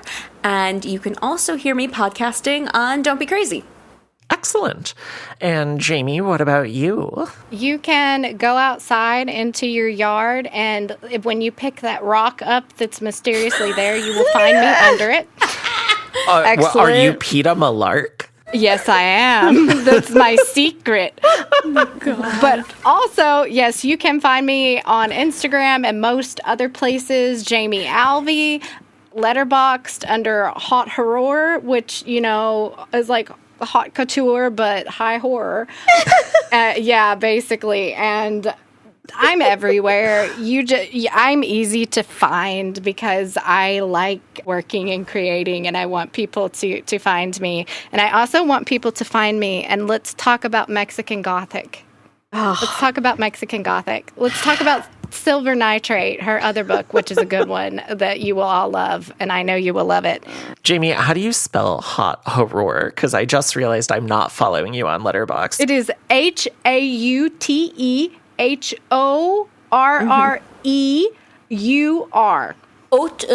my God. Oh, I am following you. Okay. Yeah. Well, now everyone else knows how to spell it to find you. Okay. And next week's episode will be on Identikit. Ooh. And I cannot stress enough how much you should not even read the synopsis of this movie that is on Letterboxd if you haven't seen it, because it will ruin it for you. Don't look at any of the movie posters because there's a poster that ruins it for you. Do not look into this movie in any way, shape, or form before you watch it. This is going to be a second watch for me. and I am very excited about it. But seriously, if this is your first time watch, just go into it knowing absolutely nothing except that Elizabeth Taylor is in it, and she is absolutely fantastic. As per usual. Thank you so much, Jamie, for coming on with us. This was such a fucking blast. Thank you for coming with us. Thank you all, because I have like been so exhausted that like this has energized me, and like I feel like continuing to live now. Like it's just life. Like you all are literally life affirming for me, and I find that like there are just so many beautiful, intelligent people out there in the world, and like thank you all. Yeah. And I think it goes without saying, you are welcome back anytime. You have the link to our list. If there's something else you want to come on for, please, as much as you want. Come all over that list. Yes, please. Come all over that list. Show Edith how to do it. All Give her right. some pointers. Yes, please. But until then, do some aftercare, clean your toys, set healthy boundaries, and remember that the horror was for love. Yes.